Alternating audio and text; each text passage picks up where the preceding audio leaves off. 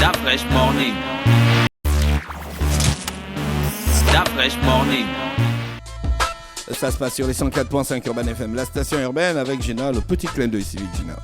Donc vous le savez depuis longtemps, hein, le Gabon est en état d'urgence et c'est cet état d'urgence qui impose en fait certaines situations comme le couvre-feu, la fermeture de certains établissements et plusieurs choses que voilà.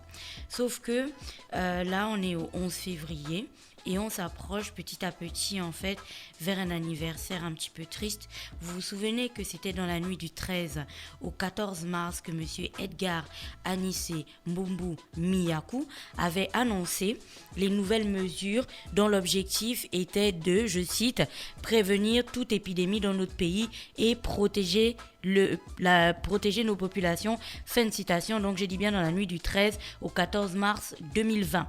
C'est à ce moment-là que l'on avait décidé de la fermeture des bars et des boîtes de nuit. C'est à ce moment-là qu'on avait commencé à lancer certaines restrictions. Et comme je vous le disais, bientôt, en fait, on va approcher au 13 et au 14 mars 2021. Donc, on va officiellement célébrer une année de fermeture complète. On le sait aussi que l'Afrique, c'est un peu sur tous les médias, l'Afrique fait face en ce moment à sa deuxième vague de contamination, comme on peut lire un petit peu partout. Et le Gabon d'ailleurs, il y a une recrudescence des contaminations, il y a de plus en plus de personnes en réanimation, il y a de plus en plus de personnes dans les hôpitaux et tout.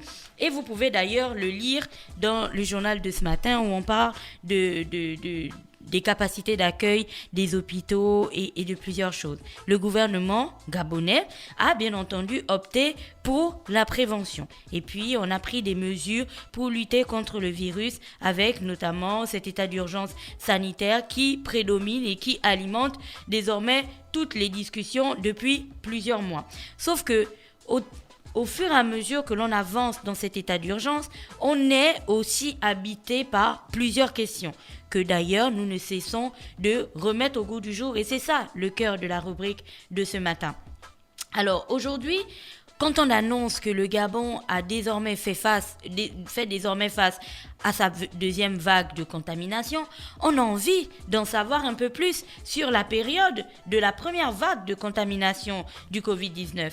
Et j'en parle parce que je pense que vous avez vu passer cette information dans les médias où, bien entendu, le gouvernement va lancer un audit de la gestion de la crise du Covid-19. Je pense que tu as vu ça passer dans les médias ces derniers jours. Donc, le gouvernement va auditer les dépenses étatiques liées au Covid-19. Donc, je comprends bien que la question que nous tous nous posons sur la gestion de cette première vague de l'épidémie est véritablement une question qui n'est pas propre, par exemple, à Urban FM, mais qui alimente bien des personnes au pays. Et donc, on a hâte de savoir comment on a géré cette première vague avant de commencer à entamer, bien entendu, la deuxième vague. Deuxièmement, dans cet audit, parlons de cet audit qui évoque la question des dépenses étatiques en lien avec le Covid-19, il aurait aussi été intéressant de commander un rapport global sur l'impact social et économique du Covid-19 sur cette première année. Comment le Covid-19, quel est l'impact que le Covid-19 a eu sur le Gabon, sur un plan purement social et purement économique. C'est important de faire ça parce que lorsqu'on parle de Covid-19, on est toujours en train de présenter uniquement les chiffres. Alors, on a pu sauver tel nombre de personnes, il y en a tel nombre qui ont guéri. Malheureusement, on a perdu tel nombre de personnes. Il y en a tel autre qui sont contaminés, ainsi de suite. Mais à côté de ça, le Covid-19, ce n'est pas uniquement j'ai de la fièvre, j'ai de la toux, je suis contaminé, je prends mon traitement. Le Covid-19, c'est aussi on a fermé ça, on ne peut plus travailler de cette manière, on ne peut plus avoir de revenus. Quel est l'impact que ça a eu sur la société ? Ce serait bien que l'on sache aujourd'hui le nombre de personnes qui ont été plongées dans la précarité due à la crise de Covid-19. Pourquoi j'en parle ? Parce que quand vous regardez les médias français, on va vous dire qu'aujourd'hui, Si avant, tu avais moins d'un tiers des étudiants en France qui étaient dans la précarité, aujourd'hui, 2/3 des étudiants en France vivent dans la précarité. Ils sont obligés de faire la queue pour avoir des produits de première nécessité, partant même du dentifrice à la serviette hygiénique, parce qu'ils ne peuvent plus se les payer vu qu'ils n'arrivent plus à faire de petits boulots, ils n'ont plus de revenus, rien. La France a véritablement fait une étude pour comprendre que on a augmenté la population précaire des étudiants de, je sais pas, peut-être 50 ou 60%. Tu vois, c'est cette même étude-là que l'on aimerait aussi avoir chez nous pour avoir une photographie claire de la situation. Combien de Gabonais aujourd'hui sont passés de la situation de « ça va, je me débrouille » à la situation de « c'est catastrophique, je n'arrive plus à manger ». Combien de Gabonais pensaient faire partie de la classe moyenne aujourd'hui pour... au moment où on est en train de parler, est en train de se dire qu'ils sont véritablement dans, tu vois, la classe précaire, où c'est véritablement, où c'est considérablement difficile. L'autre chose, l'autre question que l'on se pose, c'est celle qui, bien entendu, fait suite à l'interdiction de la vente de Moutouki et autres. Vous avez vu, et on sait bien qui sont les personnes qui vendent les Moutouki, sauf que, comme je le disais la dernière fois dans la rubrique, qui était assez sarcastique, lorsqu'on dit « jusqu'à nouvel ordre », c'est la même chose qui avait été dite lorsqu'on avait parlé des bars et des boîtes de nuit, fermées jusqu'à nouvel ordre. Et puis nouvel ordre là, en mars, ça fera 1 an. Parce que nouvel ordre, ce n'est pas un délai, c'est pas une date, enfin. Tu n'arrives pas à quantifier ça. Donc lorsqu'on interdit désormais la vente du Moutouki jusqu'à nouvel ordre, là aussi, on se demande ce sera exactement jusqu'à quand. Parce que, j'ai pas besoin de vous refaire le film, mais on sait très bien quel type de population achète ou vend le Moutouki dans notre pays. Donc on comprend que de fermeture en fermeture, on amplifie encore la précarité. Et on poursuit au niveau des écoles. Il faut qu'on se pose des questions claires aujourd'hui au niveau des écoles. Est-ce qu'on va fonctionner en 2 cas ont été détectés là-bas, l'école ferme pour 1 mois et on reviendra bientôt. Un cas positif a été détecté ici, l'école ferme et on reviendra bientôt. On en parlait avec Mosley hier, quand on parlait de la prise au sérieux des dispositifs sanitaires.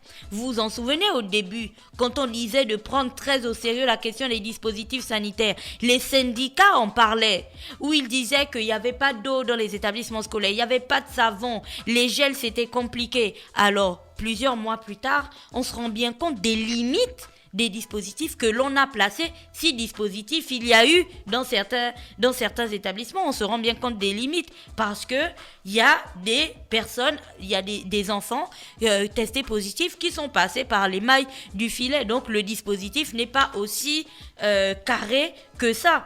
Et donc, quid de la gestion des dispositifs sanitaires dans les établissements scolaires aujourd'hui. Et après, on arrive à la question de ce qu'on a retiré de cette première vague de Covid-19. Je sais qu'aujourd'hui, on est toujours sur les respectons les mesures barrières, ne sortons pas et ainsi de suite. Mais on ne va pas continuer comme ça longtemps. On est bien d'accord qu'on ne va pas continuer comme ça longtemps parce qu'économiquement parlant, socialement parlant, de manière même purement organisationnelle, ça commence à devenir très lourd, si ce n'est pas déjà le cas. Alors, qu'est-ce qu'on a appris de cette première vague de la pandémie qui peut nous servir pour faire face à la seconde vague? Est-ce qu'aujourd'hui, la distanciation de 1 mètre est efficace? Dans ce cas, comment on peut réorganiser les choses pour pouvoir continuer à travailler, mais en respectant quand même les mesures? Aujourd'hui, on a parlé de la création d'hôpitaux de campagne et de plein de centres. Mais si vous regardez dans le journal de ce matin, vous allez bien vous rendre compte dans les statistiques qui sont présentées que lorsqu'on parle de capacité hospitalière Covid du Grand Libreville, je vous envoie vous-même regarder les chiffres qui sont marqués dans le journal. 1 an plus tard, après la vague de Covid, où on savait qu'il devait certainement avoir une seconde vague, nous en sommes encore là. Donc je pense qu'il y a quand même des questions importantes à se poser parce que si le Covid ne tue pas des gens actuellement, il y a d'autres choses qui sont littéralement graves. Il y a des gens qui payent plus leur loyer, il y a des gens qui se nourrissent plus convenablement, il y a même des enfants qui vont plus à l'école. C'est-à-dire que ces personnes-là, tu peux pas savoir en fait que cette situation existe si tu ne poses pas des questions, si tu ne fais pas une étude claire. Mais on ne peut pas faire une étude du Covid uniquement sur combien on a dépensé pour le Covid, combien de personnes ont été contaminées, qu'est-ce qui s'est passé. Ah non, parce que le Covid a aussi eu un impact sur, même si les gens n'ont pas été contaminés, mais ils ont pris ça en plein visage, cette vague de Covid. Et on doit regarder aujourd'hui comment ces personnes-là ont bu le choc du Covid.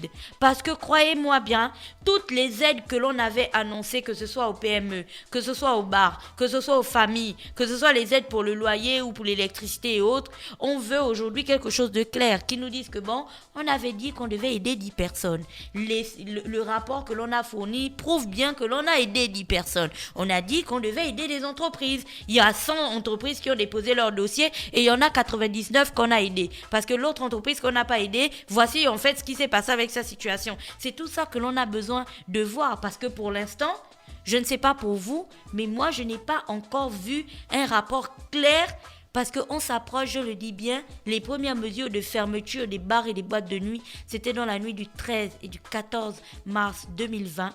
On va arriver petit à petit à cette date, un an plus tard.